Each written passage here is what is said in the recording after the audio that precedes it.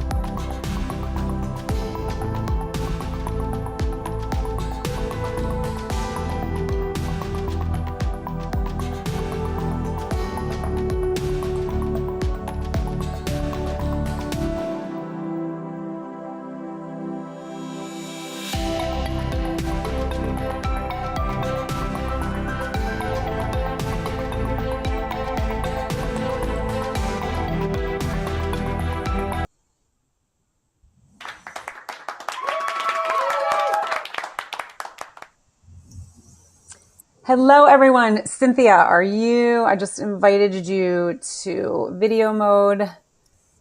Just give us 1 second while Cynthia gets up on video. How is everyone doing? There. Hi, everyone. How you doing? Well, great. Welcome to YNS Live with NFL Thread Pivot, our new series. My name is Juliet Hahn, and I'm here with my co-host, Cynthia Zordich, and our guest, Ricky and Catherina Watters. Guys, I'm so excited for you to be here to share your amazing story with this audience, because you guys really do have a special story. So welcome to YNS Live. Thank you. With NFL Thread. There you go.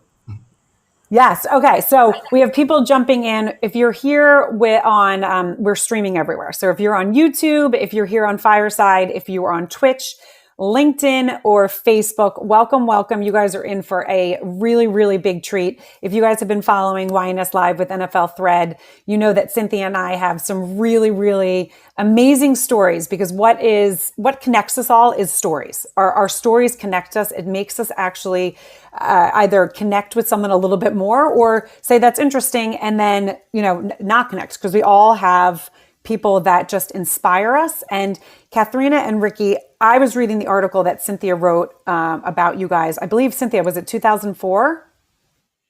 Geez, was it really for NFL player engagement? No, it was much later. It was later? Okay, yeah, so 2014 maybe. Oh, 2014. I got my 4 and my 14. So 2014. Yeah. 2014. But what I loved so much, and this is what I kind of want to jump right in, Ricky and Catherina, is the love that you guys have. I thought was just so unbelievable. So I would love to start the show with just a little background about the two of you. So kind of where you grew up, a little bit about your history, and then how you met, and take it from there. I know everyone is going to just enjoy this so much. Yeah, you started. You want to tell our love story? No, but I mean, where you from and all that. Okay, so I grew up in the Bay Area. So I'm from San Francisco. Grew up out here where we live now.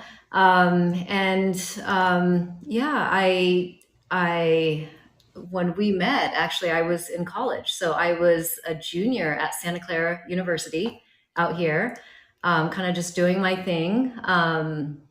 Never thought in a million years I'd meet Ricky. But yeah, you can give the details. Usually when I tell the story, he always gets upset. I can't believe she's saying that. He's like, tell the short version, because it'll take us the whole hour. So I'll let you tell it. No, it's kind of funny because I was in the pros already. I had just gotten on the team. I was injured at the time. The place that we normally went to, they had a private gathering, so we couldn't go there. I didn't know what to do. I had never been like in that situation where my team was playing and they were away playing. I wasn't with them because I was injured. So I was home trying to watch the game. It was on TV. And so we were looking for a sports bar to go to. And we go to the sports bar that I've never gone to before and never went to after. And this young lady happens to be working there. I had a part-time job in college, so I actually had a few. But yeah, I was waitressing at this restaurant that he had never been to, that I only worked for, I think, for a couple months for yeah. What's the name of it? I forgot. It doesn't exist anymore. But so he was playing with the Niners. You were in your second or third season? Second season, I guess, with the Niners. So you had just moved out here, right? You hadn't been out here long. Well, and it's not like I knew a lot of places. So right. Actually, that was used to go to Bennigan's all the time because it was right by the 49er facility. So I would always go there. That's the first place that they took me when I was drafted and everything. So that's where I would normally go. But we just kept driving. I was with one of my teammates, Adam Walker. What's up, Adam? Adam and Lori. But we were driving. We went to this place. Could not believe it. She was in there working. At first, I was a little bummed out because I wasn't playing and all that. I wasn't really excited or anything. Wasn't really expecting to meet anybody, anything special to happen. Especially something that would change my life forever. So right. it was kind of an amazing thing, the way it happened, because she was just walking by us. We happened to be, we were sitting at the high top tables watching the TV. So she had to walk by us to go to her table. She wasn't even waiting on us. No. She was just walking by. So, my boy started saying a little something to her. So she started, looking at us a little more like what are these guys talking about? So long story short, though, I talked to her a little bit more as the day went, or the night went by. It was the evening at the time, went by, and I asked her if I could stay while I said, what time you get off or whatever, that kind of thing, that kind of talk. And she told me when she was getting off, whatever, but she still didn't seem like she was at all interested or anything like that. So when we were getting ready to leave, I was going to leave at first. And then I said, you know what, I'm just going to sit here for a little bit and hang out. My boy, he rode out. And so I stayed a week because we drove separately. So he rode out. I stayed and waited for her to get off, talked with her some more,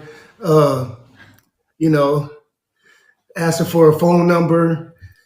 After a while of talking to her, asked her for a phone number, and she nicely said no. I was like, what? I'm like, what part of the game is this? I'm not used to this. What's going on here? What do you mean no?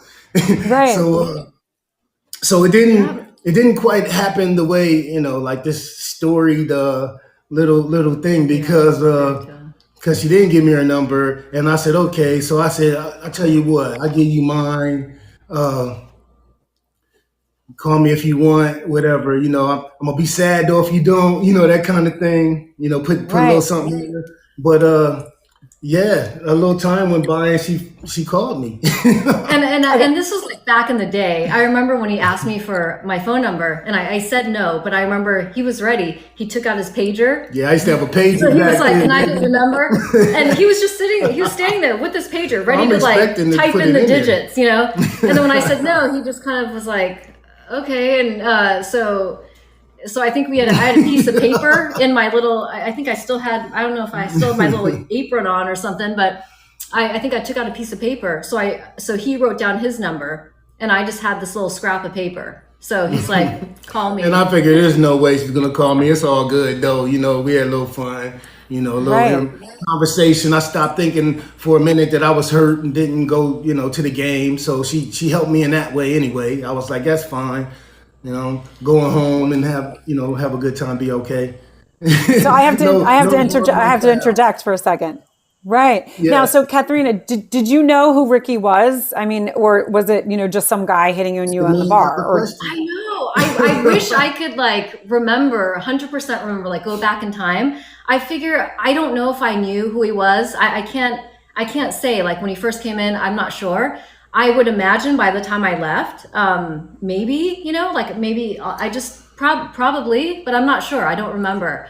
But she would have had to know me because I wouldn't He didn't do that. introduce himself. I won't, I'm not like, way. oh, you know who I am or anything like that. I didn't do anything like I don't that. remember conversation about it. So if I knew, maybe someone in the restaurant, maybe told me or, something like that. But I wish I could honestly say, yes or no. But I felt like she knew myself, me. But it seemed not to matter because even when she finally called me to tell me that she had a boyfriend and that I was really nice and she didn't want me to feel like, whatever, blase blah. But she has a boyfriend, so she just wanted to let me know. But it's nothing against me or anything. Why she didn't give my number, all that kind of stuff. It was very polite. Like I remember being very nice on the phone. And I very politely didn't let her off the phone for a while. I was like, okay, well, I just ignored that and kept talking to her and kept talking about all the things that I'm probably going to do this weekend, whatever, what we're going to do or whatever, and then I finally got her. We talked for a while and we started talking about stuff and everything. And I just said, just go on one date with me. If you go on one date with me and you hate it or whatever, fine. No harm, no foul. Same thing. It's not a big deal. But at least go on a date with me. At least hang out with me a little bit because you seem like a very nice person. I know I am. So and I remember him it was like that. And I remember him saying, oh, because we were talking for a long time. And I remember him saying, I'm not going to let you off the phone unless you agree to go on one date with me. And so I was that naive, or I don't know. He says, I don't know. I probably did kind of want to go on a date, but I probably fighting it. But he said, I'm not going to let you get off the phone. Just one date. So of course I could have just hung up the phone, right? Right. So. Well, no, but I love because there was, when there's someone in a restaurant, right, that catches your eye, bar out or whatever, it's always interesting to see how it kind of progresses. So the fact that Catherina called you, right, it was like, okay, well, there's something there, right? It was not just anything. And so what I loved about the article and learning a little bit about you guys is that initial kind of her playing hard to get, right? Her being kind of independent. I like the word independent a little bit more, but her independence kind of made you be like, well, wait a second, I want to know more about this woman. And the fact, Catherina, you were in law school, if I'm not mistaken, correct, at that time? I was actually a junior in undergrad, so I was still in college. You were still in undergrad. Okay. But I had already, I think I had already applied, so I already, knew that I was going somewhere. I don't know if I'd gotten accepted yet, or made a decision on where yet, but I think I had already sent out applications, so already had my plan in place. Exactly. Right. So go ahead, Cynthia. Yes. If you don't mind, that like Catherina doesn't play anything. So like if she's not interested, she is just not interested. And it's so funny because that's Catherina that I know. Like she's very straightforward. So I love the fact that she was just doing her work, minding her business and doing what she had to do. And Ricky, I remember from the article that you were like, that was really intriguing. I mean, here we were, and she was not focused on anything about us. She was focused on just what she was doing. And you had to really get in there into her vision to be like, hey, I want to talk to you. And I love that. Right. And it's funny because even as we started to date some and go out, the first one was a success. I was going to make it real cool. So whatever we did, I had a chef that I knew that he whip up this great meal and everything. And so he hooked it up for us and everything, made it real nice and cool. Right. I remember my mom was out. So I was telling her, I said, why don't you just come to my house? She was like, I'm not going to your house. No way. Not yet or anything like that. Like, no way I'm going to your house. And I said, no, but my mom's going to be there. I'm telling you, she's nice lady, whatever. You ain't gonna have to worry about that kind of stuff. I'm a gentleman. What are you worried about? But so the first one went okay. It actually didn't go okay at first because I lived way up in Woodside. Our first date, I almost didn't make it. It wasn't gonna happen. She thought I was playing around with her because she drove up halfway up the mountain and she was like, "Wait a minute," and she was like, "Where do you live again?" I was like, "No, I'm up," and she knew about Woodside. I already didn't like going to his house for a first date, but then he exactly what to say. My mom's out here, Ricky's from Harrisburg, Pennsylvania. So she flew out from Pennsylvania to visit. And so he's like, oh, it's safe. It's nothing. She's here. You'll get to meet her. So I actually thought, okay, it did make me feel better. She's going to be there. But then because he lived all the way up, past Skyline in Woodside, I was driving. I came after class. So it was like before it got dark, but it was like maybe starting to get, dusk or something. So I remember halfway up the hill, I said, oh no, he's playing games, so I started getting nervous. So in my car, I had the cell phone or the phone that's like got the long antenna. It's like big. So I pulled over to the side of the road and I just like called him and I said, you know what? I'm turning around. Like, I'm not coming. I think you're messing with me. You're playing like where do you live? I'm not continuing to drive. So I got a little nervous. So I said, I'm turning around. So and I told her, just stay right there. I'll come get you. Don't even worry. So, but it was great when I came to get her because she was just looking like she was looking around with her. And I was just like, Sir Lancelot just slid in there. Hey, I got you. See, I told you, everything's fine. He came and saved the day. Just and I follow followed me. him. And his mom was there. I got to meet his mom. So everything worked out. It don't work that way normally. You just meet somebody and they meet your mom, but it just happened that way. It wasn't like it to me meant something or it was planned or anything that way, except for just for her to know that, it's nothing to worry about. Well, but I think that's the thing. I think the safety of it, is kind of makes it where it's like, oh, this is not meant to happen. But anyone that listens to the show and any of our podcasts knows, I truly believe we all have a path. We all have a path. And whether you believe in God or the universe, some of us find it, some of us don't, but it's one of those like little cues is when something gets you excited or something makes you interested. If you follow that path, I believe that's God kind of talking to you saying, hey, this is kind of where I want you to go. Again, not everyone follows it. Not everyone listens to it. So I think really it was kind of God or the universe, whatever you believe in, that was like, okay, Catherina needs to feel even more comfortable here because I want these two to be together. They're meant to be together. How can we kind of make this better? And it was like, oh, let's get the mom in. The mom's going to be there, which I think is such a beautiful story. Yeah, and to add to that, if you guys want to talk about crazy energies, which I do love, Catherina, when you accepted your, when you went to law school in New York City, here you guys are together, all on the West Coast. You get this opportunity for your dream school to go to New York, and you took it. And you guys felt comfortable enough and confident enough in your relationship. They went all the way across the country. And then what happens is that Ricky ends up going from 49ers to the Philadelphia Eagles, which is only like a quick trip away. And that's when I got to meet you, Catherina, is when you came in with your book bag and coming from school and visiting the Eagles. It's crazy. Talk about that a bit. And the crazy thing is, like, back to the universe, some things are not really in our control. Like, we can't see the future. I can't. But Ricky never thought that he was going to leave the Niners, at that time and go to the Eagles or go to any team. No, he thought, he just won a Super Bowl. Play there forever. Yeah, that was the last thing that you thought. And when I left for law school, it was way before any of those negotiations or any of that talk, happened. I mean, I knew, even before, it was much, way before that. So none of it was something that we were planning.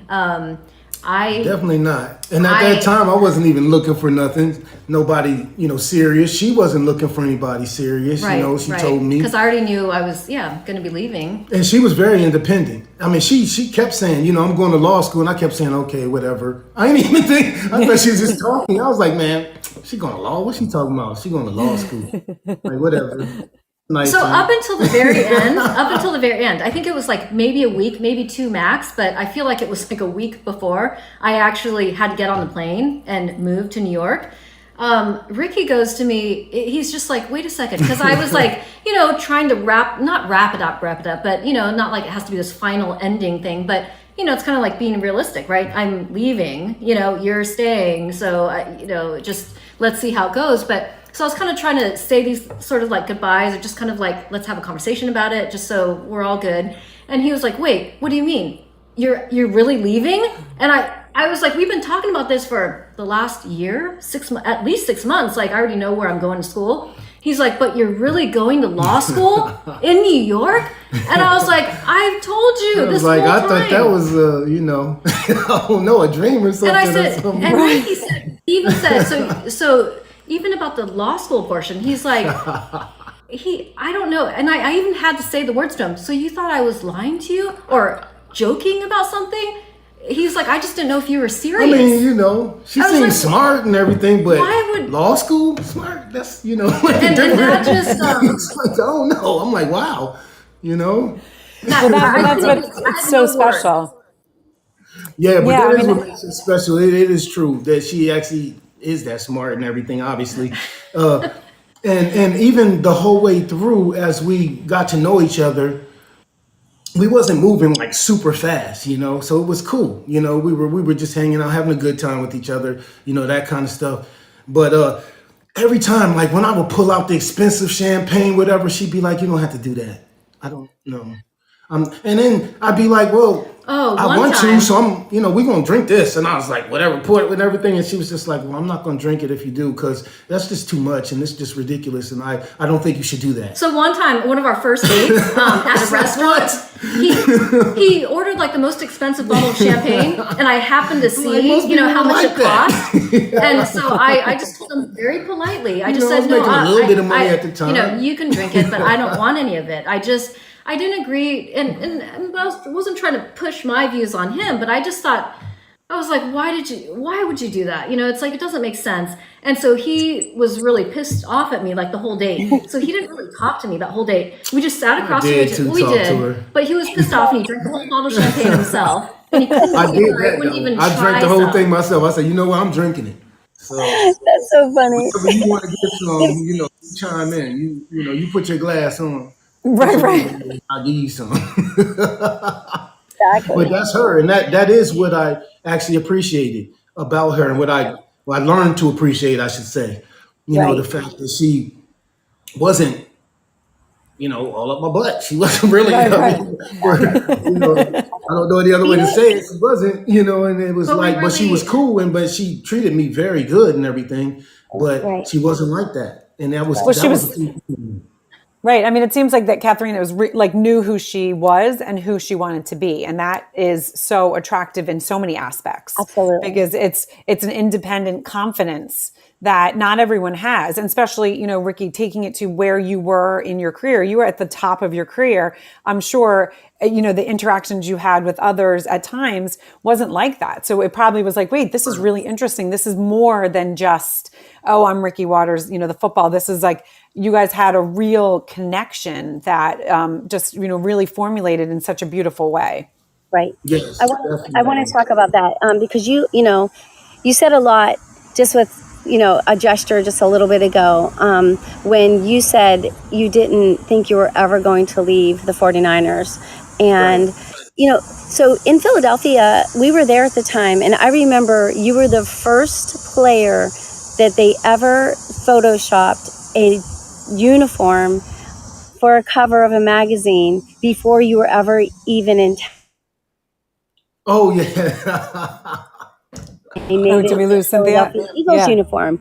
And it wasn't real. It never happened yet. And so we were all like, how does this happen? So as we were celebrating you coming to Philadelphia, which everybody, huge free agency, you just came from the Super Bowl, and you're like, wait a minute, this is my family, and this is, Eddie DeBartolo Jr., this is my life. I never want to leave here, and this is supposed to be a good thing, but it isn't always a good thing for the player. Can you talk about how you felt at that time, and how you guys handled that together, that feeling of, you should be excited, but it's also sad leaving a family. Right. Yeah, definitely. And especially the way it happened. I mean, it was like, it wasn't free agency. If it was free agency, then I could deal with that. It was, they made me a transition player. And I was like, what is that? You mean I'm not the franchise player? I'm not, if you're going to tag me something, tag me that.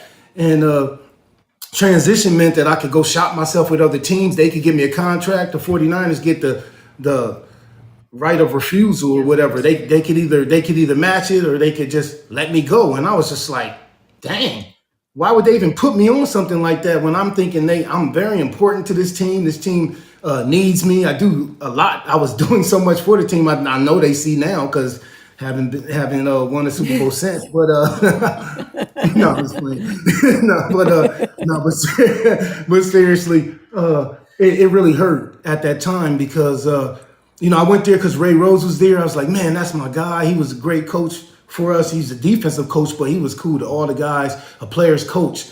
So I said, I definitely want to go there. I want to see what he has to say, whatever, and maybe he'll give me a contract. And, I was still thinking 49 is going to match. So when they didn't match, it really hurt my feelings. I was really upset about that. I was like, wow, I never, just the feeling of that, just being totally rejected, like by somebody or by a team or whatever, just kind of like, I felt like at the time, just like throwing away all the stuff that I had proven myself to be for that team. And I mean, we went to 3 years I played, we went to 3 championships. We went to the Super Bowl and ended up winning the Super Bowl. So it's like I was off to a really great career and expected them to take care of me. They gave me 2-year deals because I was hurt my first year too. So then they were like, gave me another 2-year deal. So I had to prove myself. And after I more than proved myself, they didn't match. So that really left me really hurting. I was really upset. I wasn't feeling good even when I, had to go to Philadelphia. But once I got to Philadelphia and I met my teammates, met the coaches, everybody, saw how the fans felt about me, things like that, how excited everybody was. Then it started to feel more real to me, number one. And then after it felt real to me, it felt like something that I could actually do. And I thought that we would play well, and we did. We did end up playing very well. Yeah, We didn't start off great, but we ended up playing very well.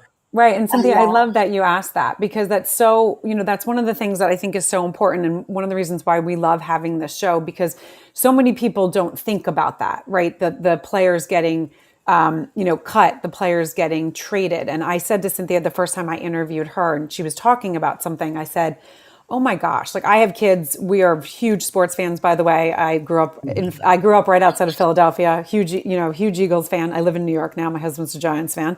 And so are the kids.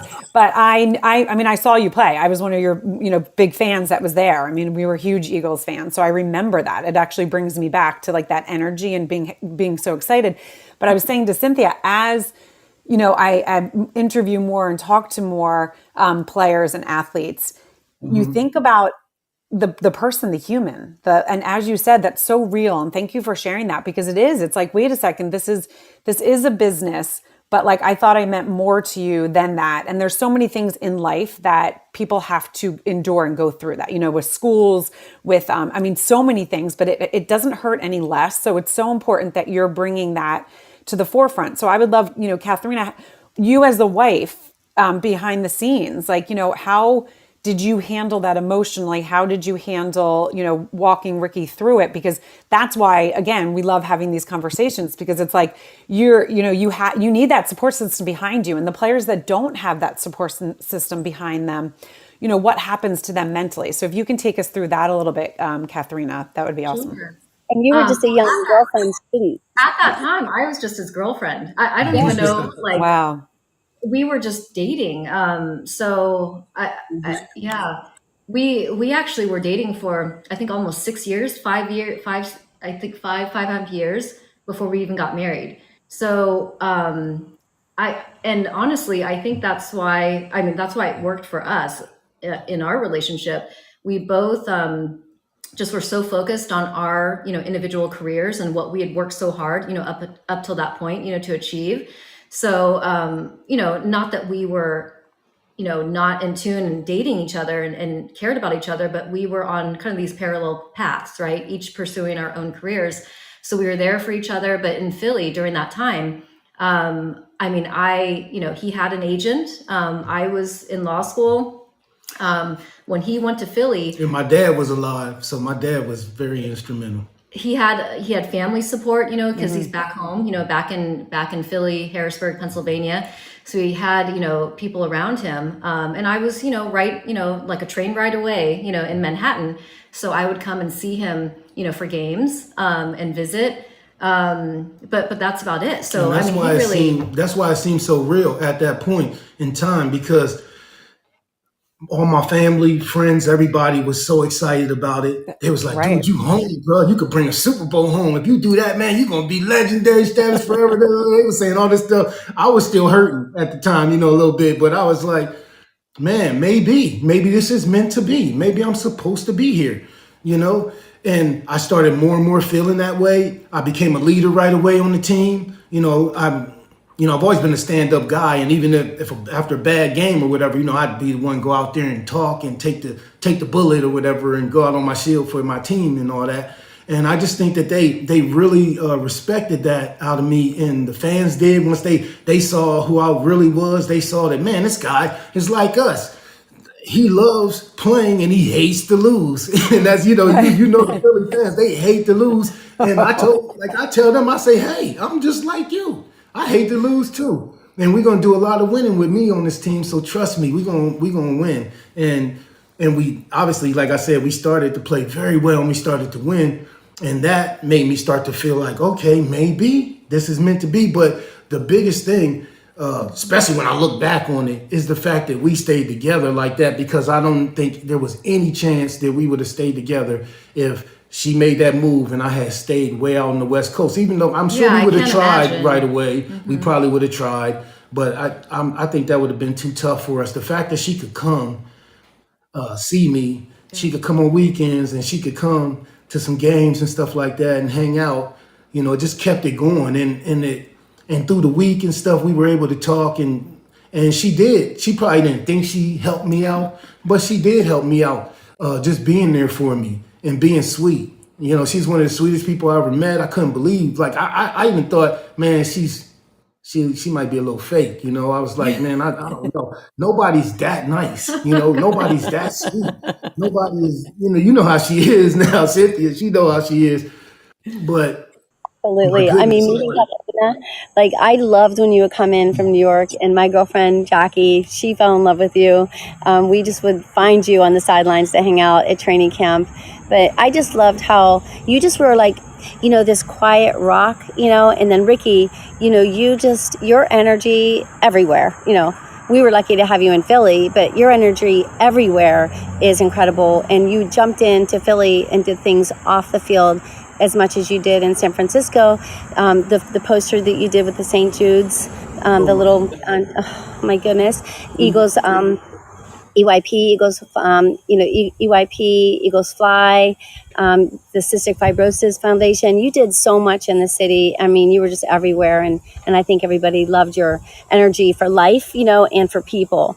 And Catherina, you just were always there, like, just, I don't know, just so strong. You were this tiny little girl, and you just had all this strength about you. And I just was always attracted to that. Thank you. yeah, for sure. She is still that. She is a pillar for me.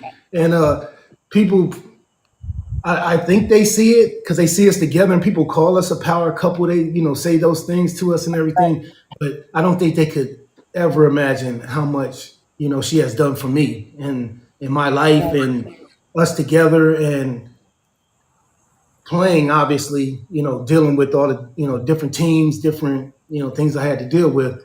But even past that, once it was over, that was when it really started, it's over now. And now it's like, boom, here I am, not playing anymore. And now Right. what? So Yeah. that was the hardest thing for me to deal That with. was. You never understand how hard that is until that really happens to you. And the fact that I was, even though I was injured when I finally called it quits, I could have potentially kept playing. But at the time, she had gotten pregnant and with our first son and everything, and that was a tough situation for us because he didn't make it.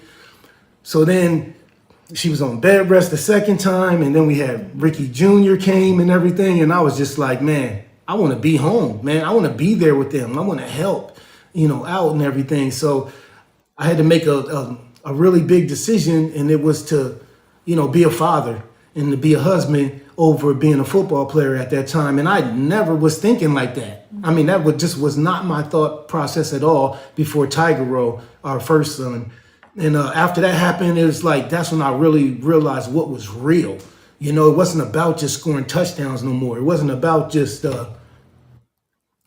eyes water a little bit, but you know, it wasn't about just scoring touchdowns no more and trying to be the best player ever and get all these yards and everything. That just all of a sudden wasn't as important to me anymore. It was about, now I want to be a dad like my dad was for me. You know, I was adopted. My dad could not have been a better father for me, father figure, kept me on the right track.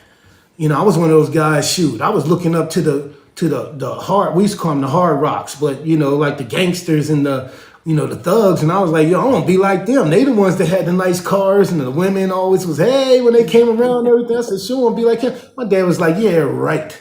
You ain't gonna be like that. That's not your path. That's not your life. That's not how your story is going to go. So, you know, he was the one that kept me straight. I went to Catholic school my whole life. You know, at times I hated it, but I grew to love it and to understand why I was going to these private schools like that, how much I was learning, how much I was meeting other people different from me, people who didn't grow up in my neighborhood. You know, I was outside the hood, you know, so it was different. But it was really, you know, like I said, my dad was very much there for me. So. And I mean, I think, and that is such a testament that you had the support system. And, you know, thank you for sharing all that. You know, when I read about the loss of your son, I'm so sorry, because that, you know, is something that no parent should ever have to go through because of, you know, just the heartache. But one thing that you both said that I think is really important, it was one of the things that maybe this was supposed to happen because it strengthened our marriage and strengthened who we wanted to become, what parents we wanted to become. So I know you just, you know, touched on that, Ricky, but when you decided to, you know, stop, which I think is, you know, there's so many different paths a player can go, right? They can just be cut, they can be injured and be out. You chose during that time to leave the league. Did you expect when you left to have such a hard transition out? Did you expect, you know, to go through what you went through when you were leaving the league? And yes. Catherina, if you can also jump in there as well. Yes, that's a great question, and that's where I was going, and I caught on my dad again. I love that. Oh, I love it. No, I love that. I love him, man. But it was way harder, way tougher. Every single part of it was tough. You know, besides spending more time with her was a good thing, but as far as having to be a dad, you know, there are little things, right? But they're the kind of big things like changing diapers, all that kind of stuff, you know, that I had to learn and do. But I also had to be a father figure. You can't just be a father in name. You have to be that, you know, and you have to show them by example. And so I had to show them what to do. At that time, it was just Ricky. Now we have Shane. But had to be there for him, had to be there for her, had to endure the fact that I wasn't playing no more. And I did not think it would hurt like it did. And I remember being in a depression, because I definitely fell into a depression. I know that now. But I remember when she was like, I don't know, it seems like you don't want to do anything. You don't want to go nowhere. I was like, I want to just stay home. I don't even want to go nowhere. I don't want nobody even say nothing to me, or why you ain't playing, or what's going on, or any of that stuff. So I was just like falling deeper and deeper to this depression. When she was asking me, I'd say, what do you mean? I have everything. I'm not depressed. I couldn't be happier. You know, I'm here with you guys and everything. But it's true, man. You can actually fall into a depression. You could actually be dealing with those things and not know it at all, and think that everything is going fine, everything is right. It wasn't until I said to myself, maybe I am, that I was able to snap out of it. You know, had a chance to break out of it. But one thing is for sure, she was there for me. She made me go out. She took me places. She tricked me into going places. She did anything she could do to get me out of the house and get me back, like, into society again, and just, you know, going out and having fun, just being Ricky Watters, not Ricky Running Waters, you know, or the superstar Waters, or whatever, all that kind of stuff. Just just a guy, who's another guy who has to go to the grocery store, pick up something for his wife, has to take the trash out, has to do all these different things that other men have to do. So, or fathers would have to do. So that was a tough situation for me, a tough transition. She definitely helped me through that as well. And my dad did as well, too, because he was someone I could always call.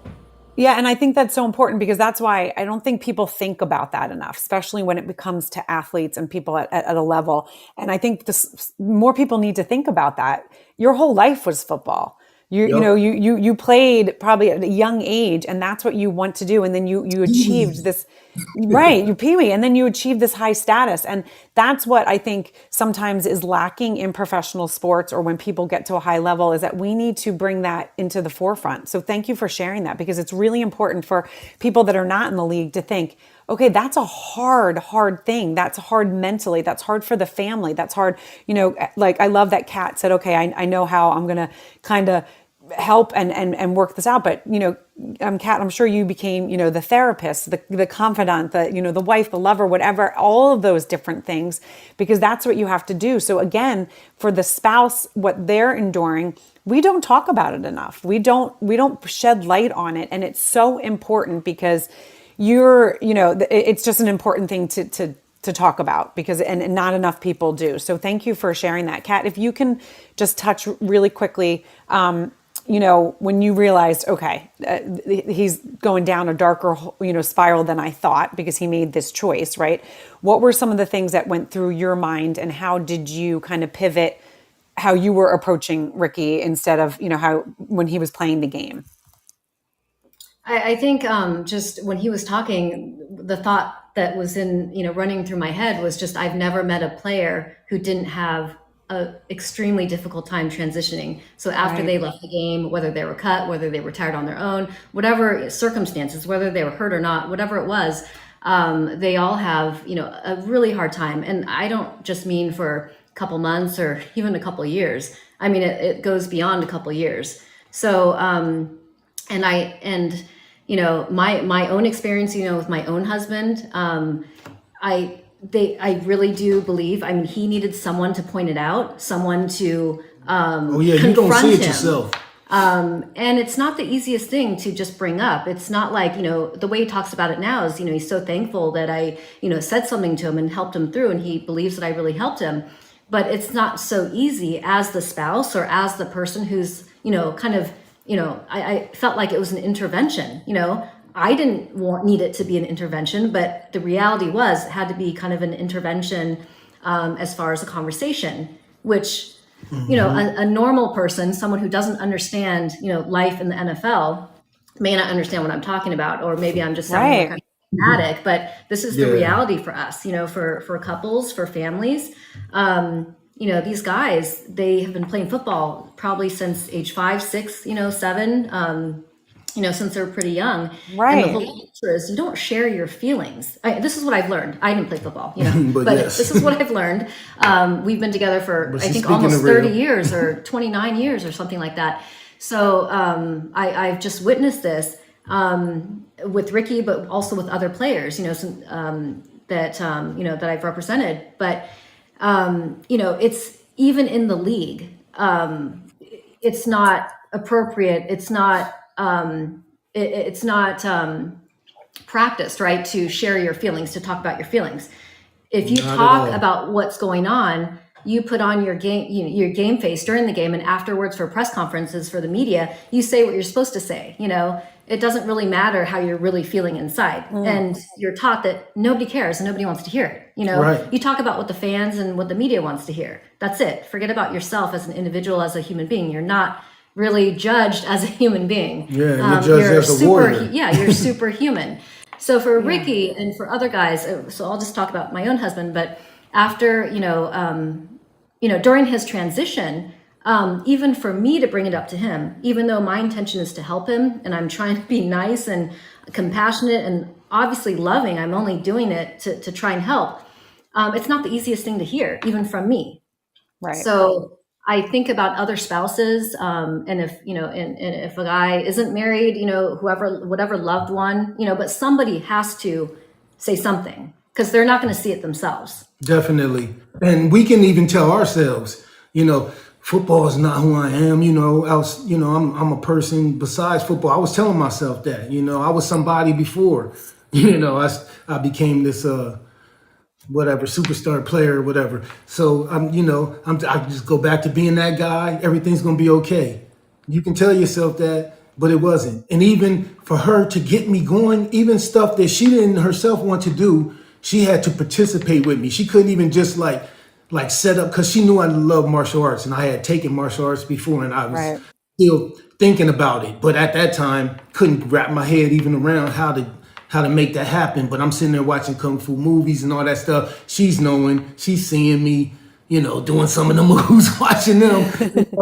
So she's like, man, I think he would really want to go to Kung Fu class or whatever. So what does she do? She goes with me.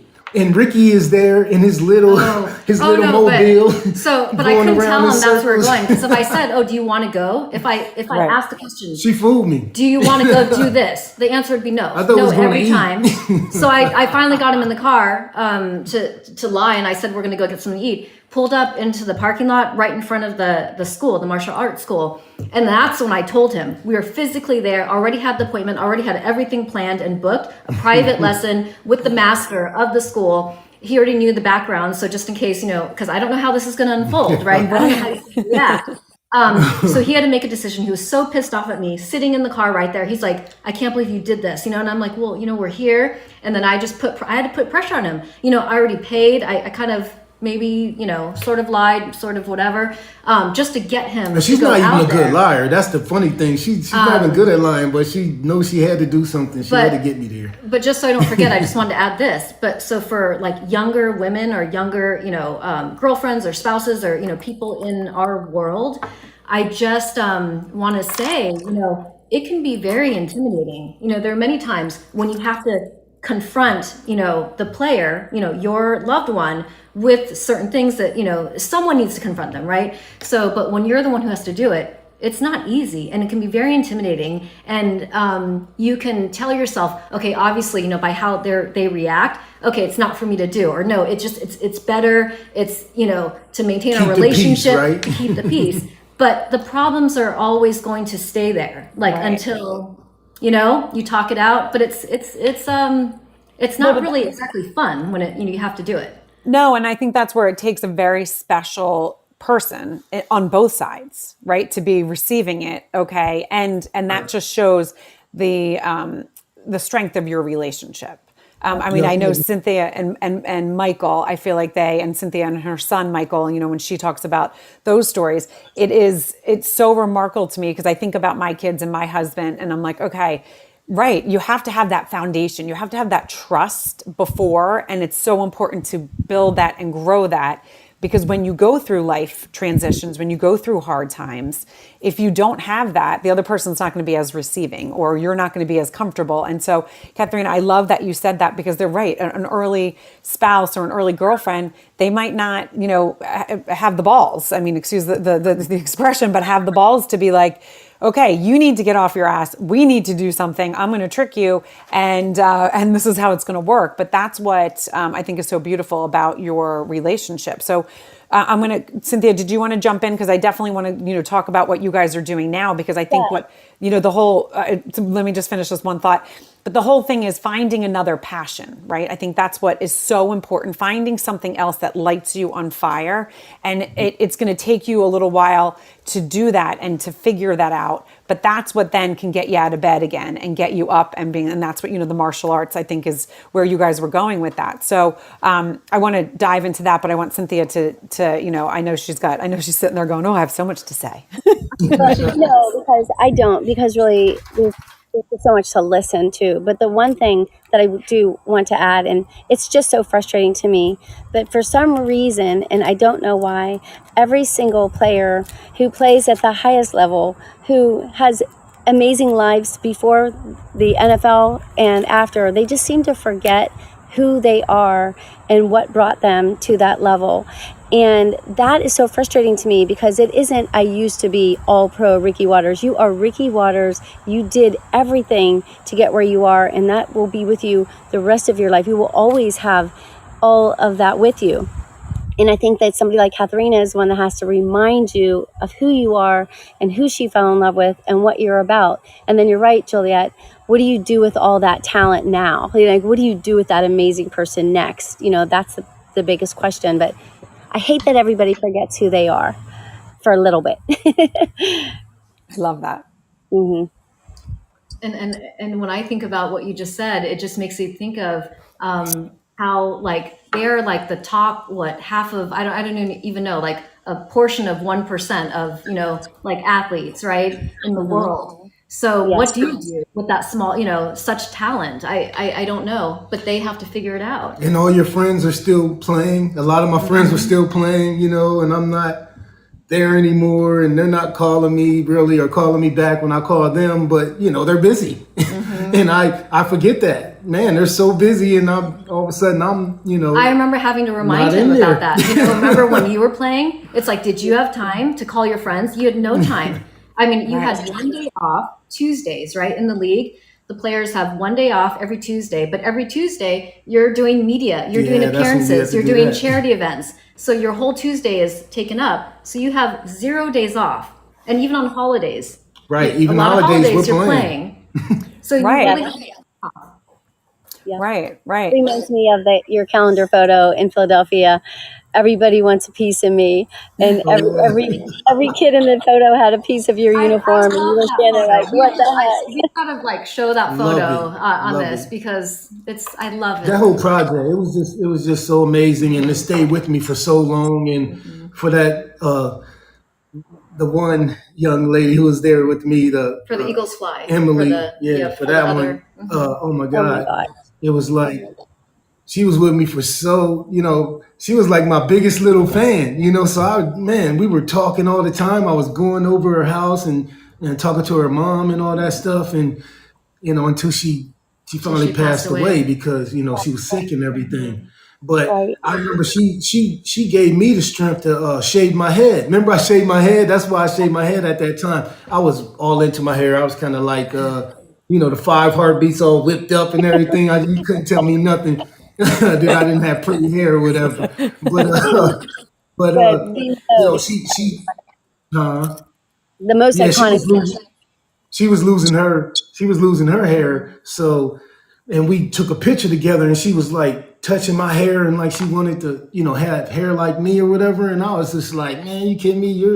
You're prettier than me, and your hair is pretty and all that. And I just after that I went home, I just shaved my head, and we took a picture together. And I had a little mug, little coffee mug that had that picture on there. Man, I had that coffee mug until that picture like faded. Yeah, I know. It finally faded away. I use it every day. She was only 3 years old. So sweet. Yeah, he's so much And she strength. really was your number one fan. And she got you through a lot of, those seasons. But just so you know, Juliet, we're talking about in Philadelphia, there was a dinner, the Burt Bell Awards dinner every year, and they were very close to because of Jim Murray, all of the Philadelphia Eagles and the family, and they always raise money for Eagles Fly for leukemia. And they actually they started the Ronald McDonald House, this group. They started it. They were the ones that thought of the Ronald McDonald House all over now. And Ricky posed with one of the little girls that had leukemia. And like he said, he shaved his head. And this photograph, it became a poster. But my God, I'm going to share that if you guys don't mind when we post this podcast, because it's just so special. And he did the poster with this little girl, but then they became friends, and it's a beautiful relationship, and with Catherina too. Well, I think that is awesome. And I mean, it just, again, how many times have we heard from both of you? You can just see your hearts. And Cynthia is going to, kind of chuckle, because every single time I interview someone in the league, a spouse, you guys all have the biggest hearts. And that's another thing that's not shown enough, right? They always show the other side. And that's something that needs to be brought out. All the things that you guys do to help other people. And I think I said this, Cynthia, at the Hall of Fame. It's almost like God, because I believe in God, but God was like, okay, there's going to be this very special group that is going to have the biggest service hearts. Because, a lot of people, I mean, I have a service heart, but mine is not as big as yours. And that's not saying anything wrong with me, because it's not. But God is putting people together that have this ability to light other people's lives up because of your status, but you have this access to others that I just think is so absolutely beautiful. And the fact that you can see that little girl meant something to you. I mean, I was like, oh my gosh, that is so incredible, because I could feel it. I could feel that she meant something to you and got you through stuff. And I think it's just, again, such a testament to who both of you guys are, and what you do and what you bring this world. So I kind of want to pivot a little bit into, because I know we told you we're going to be an hour, but you guys have such an amazing story that we're a little over, but I want to talk about what you're doing now, and how you kind of found that and how you pivoted into that. So if you can, to speak on that, that would be wonderful. Well, first of all, what she's doing is just so amazing. I know she's becoming this great lawyer. She could have went any way with that, but she has chosen to help first me, started with me, but then my friends, my teammates, and then it's turned into a business for her, where she is just helping these guys transition and helping them with their disability and all that. I mean, you could talk more about it, but like, I'm so proud of her for that. And I just can't even believe that I would have never thought when I met her, that's who she will become. She will become this lawyer who fights for us and our rights and help us move and transition to that next level. And she's done it so many different ways with so many different families, really, and even guys calling in the middle of the night, and not the best situations happening at that time. They're thinking all kind of terrible things that, they might want to do, even commit suicide, things like that. And she's talking them down from that. And I'm like waking up, like, who you talking to? And she's talking to, one of the guys, and she's telling me, like, not right now. Like, I have to talk to you later, because this is more important at the time. And it was. And I ended up finding out what she actually did and what was happening, because I'm already knowing something. You could just hear it in her voice, that it was something troubling happened. So I didn't know if it was somebody from her family, somebody died or something. But those are the things that she was doing and has been doing and is continuing to do to this day. So, and I don't talk to my husband about my cases. I mean, sometimes general things, or if he hears me on the phone, walking by. Oh yeah, she's not gonna do that. So he doesn't really know, all the details. But I think for a lot of your teammates, they want you to know. A lot of times they just want to check in and they'll tell her stuff. They won't tell me. Yeah, but I think they're happy. I guess we got to keep that bravado up, with each other. I understand. But when I first started doing this, I mean, this is like a long time ago, so it's been probably like earlier 2000s or whenever it was, or probably about 2008, I think, is when I started my practice representing these guys. I thought that they would all want to talk to Ricky, first, and they didn't. They just want to say, hey, what's up? I'm gonna, I reached out to your wife, but they like to keep things private, which I really respect. But it goes with their personalities. They have like big egos, and I don't mean ego in a bad way. I mean ego in a great way. They're so confident. They're really proud of what they've accomplished. You won't make it without an ego of some sort. They don't, and I hate it when I feel like players get a negative kind of negative image of like, oh, they're complaining or they're asking for things that, like these medical benefits or disability benefits if they're actually injured. I'm like, what are you talking about? I want them to feel more comfortable, talking about it, but it's their nature. They don't, they're extremely proud people, of course, they're not going to ask for anything. No, that's for sure. Not trying to get things that they don't feel like they deserve. They're not making up injuries. So that always drives me crazy when I hear, they earned, and that's what they don't understand. They earned this. They earned these benefits, but they're complicated, and it's frightening. And a lot of these players are trying to navigate this alone, because and it's frustrating. And what a service, Catherina, to offer NFL families at a time when you don't know who to turn to. And I think it's really important that we push this information to let everybody know that you're available and your services are available to help navigate through benefits and settlements and everything. Yeah. So I'm Catherina, happy that I can answer questions, so people, there's no pressure, a lot of my clients, these families, a lot of players call me, there's no pressure to hire me. Some of them, they just have some simple questions that they didn't feel comfortable asking someone else, but they feel like if they, they can ask me and they can just get a very simple, honest answer. And now they know what to, they feel more, they know how to move forward, or they just need to know what's this next step, what do I do? It's nothing too difficult, which is huge. Difficult for us. I think it just has to do with trust too. Well, and also that the fact that you have navigated it, right? You've navigated with your husband, so you are a safe space. So if you can shout out, I know I have your Instagram here, but if you can shout out also where people can find you, this will be in the show notes. So if you guys are driving and listening to this, do not be writing this down. We will have it and we'll be sharing it with you. But I think it's so important for people to know that this service is out here and that you are really, really good at what you do. First, because you've lived it. And so you were able to kind of really test the waters with your husband. And now that the fact that you've been helping so many others is just a really safe space for people in the league. So please let people know where they can find you. Oh yeah. You can just go to catwatters.com, Watters with 2 T's. I'm on social media, at Cat Watters or at Catherina Watters, I think depending on Instagram or Twitter. And most of my clients, I don't really advertise too much, but for this service, but just through the league, just with players, they usually refer, each other. And that's the best word of mouth. So that's how I feel most comfortable, because it is such a private kind of thing that we do, right? They have very confidential lives, and so it's very confidential, and I respect that. And so yeah. Well, you can see your professionalism, and I think your story from even back when Ricky met you and you guys talking about it in the article that I read with Cynthia. Not only are you independent, but you're safe, but you love what you do, and you are good at what you do because you have that very business.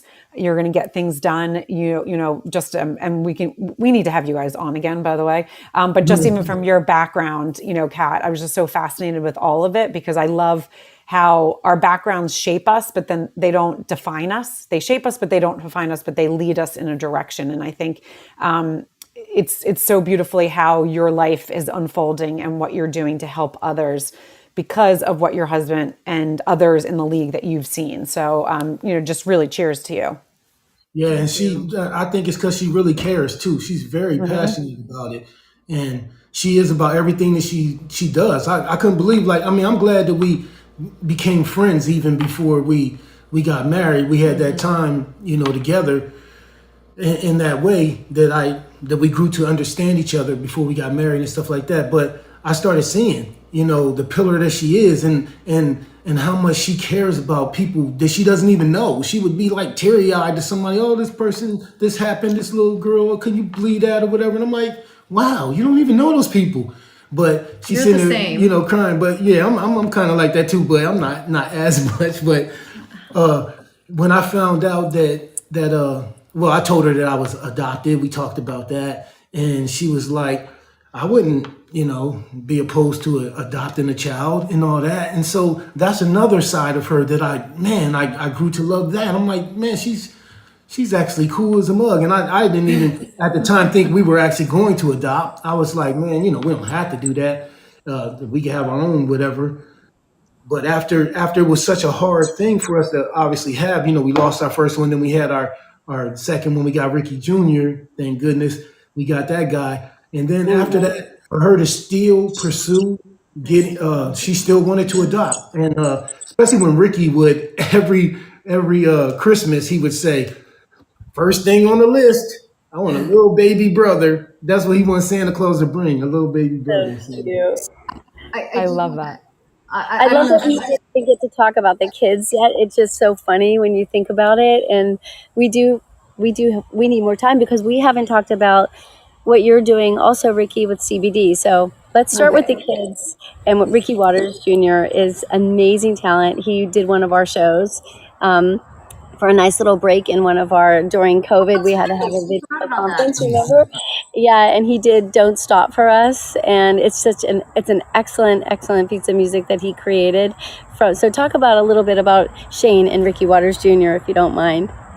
Yeah, well, Ricky right now he's working on an album. So and that's one of the ways that we kind of connect with each other a lot more than just father and son. Is that we go in that studio together, and I help him with the music. I've always had a studio. I'm glad I had it now, because people even ask him. They go, "Man, how come you ain't playing football? Your dad's a football player. How'd you get into music?" But little do they know, I always had a studio. We always had singers there. We always had people performing and doing those sorts of things. And he totally caught on to that more than football. So Ricky's a senior in college now. So he's got this last year at St. Mary's College.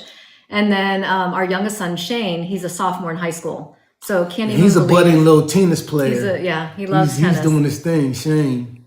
I love that. Shane, the train. I love that. And I think it's also so cool. So I have an adopted sister from Korea. My parents, there's 5 of us. Really? And she's Korean. Oh my goodness. She's Korean, yes. And so when I read that, I loved that. But also, Ricky, your story too. I think it's one of those things. It's about giving back and helping, and then knowing a little bit. I know we read something about your poetry, your writing, and that you guys did connect with your birth mother. And so, do you think that Ricky Jr. got that gene as well, which is kind of cool, the writing and then the creative side of that?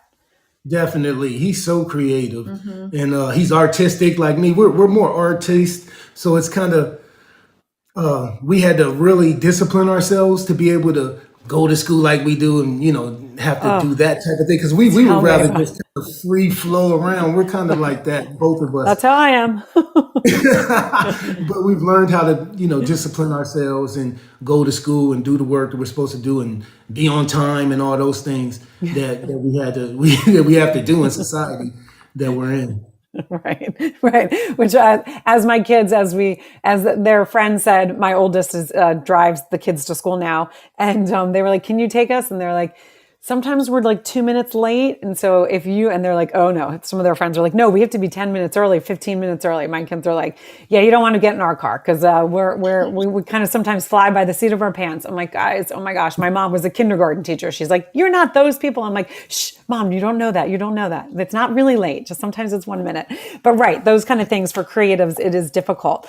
So I would love to know a little, because before we end the show, which is really, also, and you guys can see in the fortune cookie, you can follow Ricky and Catherina on Instagram, but also a little bit about Impact Wellness and how that kind of came about. And I know that is something that you guys, it's another thing that you're giving back and helping. And that's the theme of this whole show. I mean, so much. So please touch on that. Yeah, so I'm glad you brought it up. So with Impact Wellness, it wasn't our intention to start a company, and this company, so Impact Wellness. So what we offer is hemp infused CBD products. So our most popular products are topicals for pain. So to help ease pain. And the way it came about, it didn't, like I said, it wasn't something like in our plans, but it kind of fell in our lap. Because there were 2 companies, and this was maybe about, I would say 3-4 years ago, probably about 4 years ago, when it just, everybody seemed to be getting on this bandwagon, right? Hemp-based CBD is like the new thing to treat so many different, things, whether it's pain, whether it's anxiety, sleeplessness, all these things. All the stuff that I needed. There were, so I manage, his appearances, business deals, all those type of things. I'm still his agent, I guess, and manager. So he had 2 companies that wanted him to represent, their brands. So they sent him samples. And so of course it was great. This is fantastic, put on the product, the topicals, see if they work. He's got injuries head to toe, as a running back. So pain is, a daily, thing in his life that he has Couldn't to even manage. sleep because of the pain. And, when he played football, even up until that last season, it's like it was just prescription medications that were used to treat, his pain. And, side effects, not good. So we made it clear I made it clear and he agreed. He's like, this is not going to work like long term. This can't, not good for you, not good for anyone around you, for our family. It's just, it's not. And anyways, so not a positive thing. So when he tried these products, he was so excited, so optimistic about them working for him. But unfortunately, these two products did not work.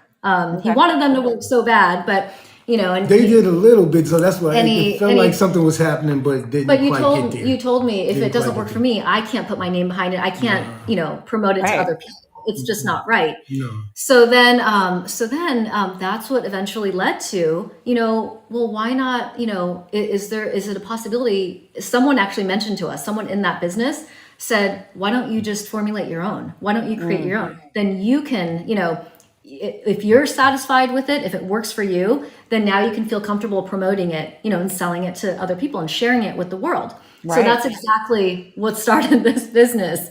And it's, we started right before COVID. Amazing. So I guess we're now technically, in our second year. So 2 years in. Amazing. We've had some great feedback. So not only does Ricky use it on a daily basis, but a lot of his teammates, players that he played with on his teams, but also players that he played against. Some of the players are, in his age range. Some of them are older. We were just at the Hall of Fame as well in Canton, and he was able to share the product with some of his, players that paved the way for him, came before him. Oh, that's amazing. That were mentors to him, who are now, older, but even players who are younger. It's kind of just like, and for my clientele, my clients range from, they're, I think my youngest are in their late 20s, 28, 29. Right. They leave the game. Some of my oldest clients are, in their 70s, early 80s. So it just seems to be working for all age range, and not just, you don't have to be a football player to use it. But I just think it's fantastic. Yeah. And I mean, it just has been this amazing product for me. I could not ever have imagined that there was something out there that, first of all, would take away the pain, the anxiety, allow me to sleep so I can wake up refreshed and ready to attack the day every day, instead of wanting to just stay in bed and not even get up because really didn't get much sleep. And really, something that's natural, that doesn't have side effects. That's what I love. Yeah. I think for a lot of players, or even just people, not to like put it on football players, but like alcohol, drinking, right? That eases, people, it eases your mind and stress, but also prescription drugs, for pain and I guess for anxiety too, right? People take, there are prescription medications, but how much of that can you take? How much can your body take? And right, without getting addicted and then having it spiral to a different level. So that's why I think it's so important that you guys did it. And I love, again, the fact that you did this and we're like, I need to do this on my own. I can't just say, okay, yes, this product worked, when it really, truly didn't. You felt a little bit like, okay, this is something. I got a little tingle that, this is something good.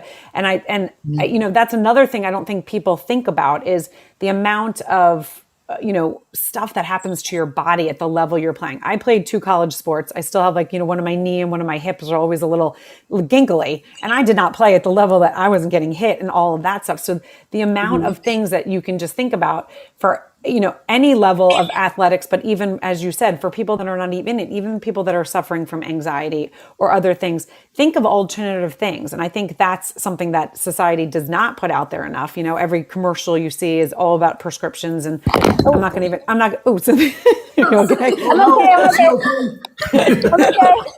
Got it. But I think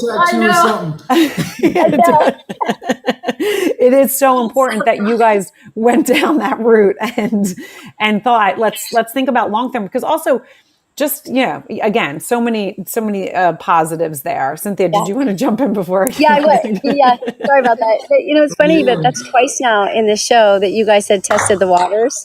Like, and it's kind of funny. Put it up close to this. And it's kind of cool. Oh yeah. So definitely what I wanted to say is, and I love that you tested it first and that you approve it. And I definitely want Michael to try it because I was just going to say that we're sending some for Michael to try and for you to try, and Juliet for you to try too. It's wonderful. Thank you. Today we're going to do something really cool too that Catherina and I talked about before the show, is that somebody that is listening today and shares it, or that somebody that likes it when we post it later on today, some lucky winner is going to get a nice sample, which I think is going to be really cool to have the photograph of the product out there and to get it in somebody's hands.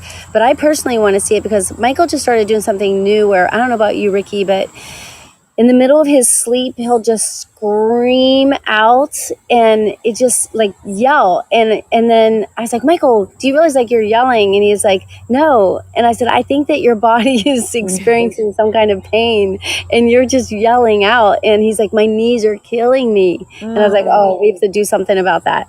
So I definitely want to try it. We're sending it to you like today. Yes. Yeah, I awesome. imagine it to turn out the way it has. And for us to have two Ayurveda doctors who are have helped us formulate it, I never could have thought that was even possible. So we kind of went all out with it. That's why it took us so long to come out with the product, because the formulation process with these two doctors, they're physically in India practicing, their art of Ayurvedic medicine. So, I don't know of, I don't personally know any other CBD, product that is infusing these. They're all natural essential oils, but used in Ayurvedic medicine with the CBD. I mean, this is for the topicals. This is not the ingestible tinctures, but for the topical lotion and oil that we have, the liquid oil, that's what makes it different. So, we need to get out there and hit the road promoting this more, because we do want to share it with more people. But we're getting all definitely these bring it to the Super Bowl. Definitely put it in the luncheon swag for sure. Definitely put it out there so people can see it and try it. And then also for the off the field fashion show, you got to get it out there too. So this will be we put it in the swag. I don't know if you got one in the swag from the fashion show this past year. I didn't get a shot this year. Yeah, I know. I just kind of was giving them away to my friends because they help me all the time. So, but I do have a question on this. So is it, and you guys might say we're still testing, we don't know, but is this also safe for younger athletes? So my two boys I'm thinking of right now, my one son had a fractured hip, and the other one, had a high ankle sprain and a fracture, and they're coming off of this. So I love that it is. Because we're always. We actually have two colors. So the black, if you know much about CBD, there's something, called full spectrum. So that's they take the whole, they don't change anything when they take it out, extract it from the plant. Yes. But this one has, we can only guarantee it has less than 0.3% THC. And it's a topical. So, but we have to disclose that. But for our younger athletes, we developed this, which is the broad spectrum. This is guaranteed 0%. So we extract all the THC. Oh, that's amazing. So this is what our younger athletes use. But even some of our older, people who buy this, they just want, for peace of mind, to know that there's 0%. There's no chance. Right. And this is just something you rub on, to your areas that have pain or soreness or stiffness. But definitely definitely our younger, but definitely the younger athletes, high school, college, even middle school, they're using this one just so the parents, so they have the peace of mind. Right. No, that's amazing. And I love that you guys even thought that far. Again, you guys are incredible people. I know Cynthia told me that you were, and I know Ricky, when as I said, when you were an Eagle, I was, cheering, and Kat, when I met you at the Super Bowl, I remember saying to Cynthia, oh, I like her. I just like her vibe. I like her energy. You guys are so full of compliments, but honestly, just for the audience or anyone, I always think about younger, couples, and especially on the female side, not that I don't like the men, but, in this football community, it's, it is hard, you don't feel like you have someone to share what's going on with you at home. You think you're all alone, actually, from the males, from the man and the woman, or the couple, each partner. It's you kind of feel like there's no one to talk to, or I can't share this, because this is only happening to us. But I do feel like we have so much in common. Don't you think, Cynthia? We're all going through very similar experiences. We're not on an island. It's very surprising how similar. But when you really think back and think about it, it's like the culture's the same, right? So the guys are being brought up in this, with this thinking. Yeah, and then even though, like on a team, even though we're all together on a team, we're all separate. It's like we're all Right. separate fighting for our own shot. Yeah. So even though you're friendly with each other, you're not really helping each other. So you help each other on the field, but other ways you're really not helping each other. And I think that needs to stop. We need to realize that we need to help each other. We're the ones who's going to do it if we don't do Right. it for each other. We got to be there for each other. We have to understand that we are the ones who know what we go through. No one else is going to know exactly what we go through or understand what we go Right. through. Another player definitely will. And if you're in a position to help somebody, you should.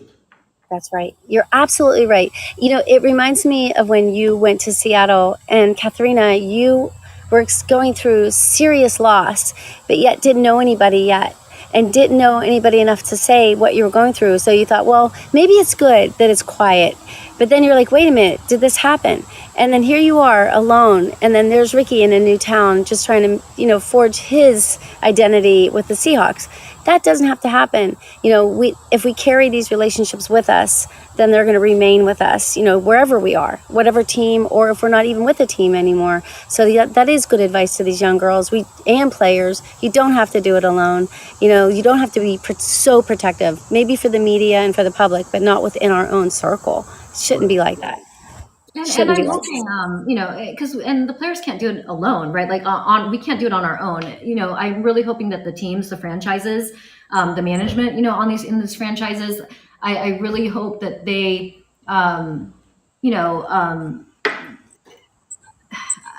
they make an effort and they see the importance of this. It's only going to help, I think, the team succeed, right? If the people on the team are taken care of, if they have less to worry about, for those type of things and can focus more on football, I would think that would be a positive thing, right? Even for the franchise.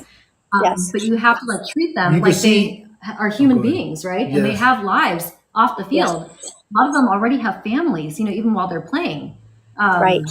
You can see Yes. she getting excited because she keep getting bigger and bigger. She keep I know, now she I'm about to getting go into she about to be in there Yes, like this. she's like- Yes. Well, you know what? Well, That's he was true. talking. He was talking so much, like the entire first, half. So I couldn't say anything. So You're like,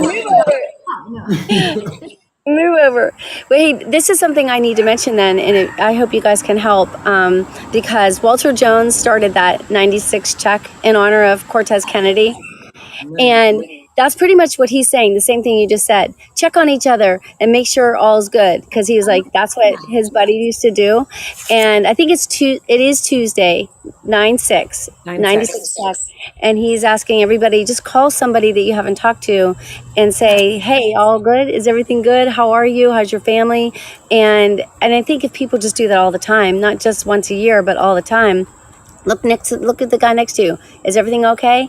Like, are you good? And it's like, wow, you never know. Somebody might say, actually, no, like, I need to talk to you. I need to talk to somebody. So that's a good point. And Cynthia, it's such a good point, because I think we all, as parents, that's one of the things that I always say to my kids: be aware of what is going on around you. I know you're teenagers and life is revolving around you, but you don't know what's happening to the person next to you. You don't know what's going on. Check behind you when you're walking out of the door, or someone might drop something. You need to be aware. We all need to be more aware of our neighbors, our friends. We don't have to, and this is what I always say, you don't have to be friends with everyone. We don't have to have the same opinions. That would be boring, right? If we all had the same views and opinions, but we do need to respect each other. We do need to say, you know what? I don't believe what you're like. I have a different view, but it doesn't mean I hate you. It doesn't mean that I'm going to, not be like, okay, I mean, again, we don't all have to be friends. There's people that, don't do the best things in the world, and we can just kind of put them aside. But let's not waste our energy on that. Let's waste our energy on making this world a better place by checking on each other, by doing good things like you guys are doing as a family. I mean, it's amazing. Things, getting stories out, connecting people. And that's what this podcast, that's what your story, that's what, Cynthia and I are doing with that is connecting people with stories and connecting the world around what's happening in the league, right? During all those stages. Cause I know there's people that are listening to this that thought, crap, I never thought about that. And I think I had said that when my kids would always say, oh my God, this person got traded to our team. I don't think, yay. I think of the family behind the scenes now. I think about what that player is going through. Ricky, you just really shed light on that. That was your family that hurt. Like, okay, let's think about that for a moment. Let's say, okay, it might be great for the team, but is it great for that person? Let's give that person a little grace when we see them out on the streets instead of, someone check, hey, are you doing okay? I know that, you're on my team now and I love that. But I'm sure it was hard leaving your team instead of putting all the negative and, oh, Ricky didn't say hi to me because, no, there's something else going behind the scenes. Let's all be aware of that and do something and be better. And I love that you're sharing real stories because there is no perfect life. There is no one has a perfect life. Everyone's dealing with something and everyone has their threshold or, way of dealing with things or, so everyone has things they're dealing with, no matter money, career, everything that you see on the surface. And you have no idea unless unless they tell you, I guess, unless they share it. Right. Exactly. I love it. Yeah. Well, I mean, this is amazing. We do, Cynthia, we do need to have these guys on again because there's so many things, but I know an hour and a half, we told you guys it was going to be an hour. Keep going.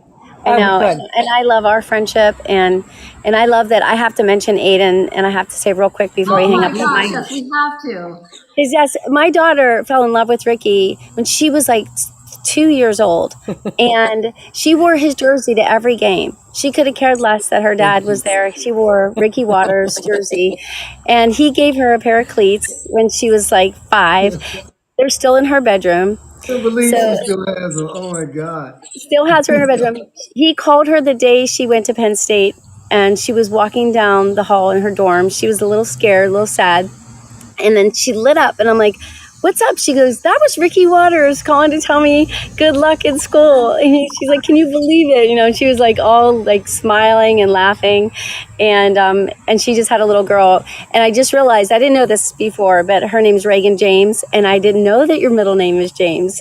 His middle name is Wait till I tell Aiden that. She's going to freak out. And they were almost born on the same day, Wow. right? That's right. April. She's April. Yes. Wasn't she born? Almost the same time. The baby was April 8th. And so we were like hoping the baby would be the same.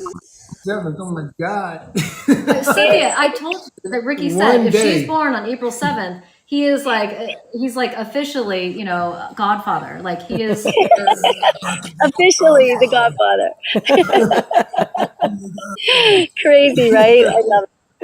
My face hurts.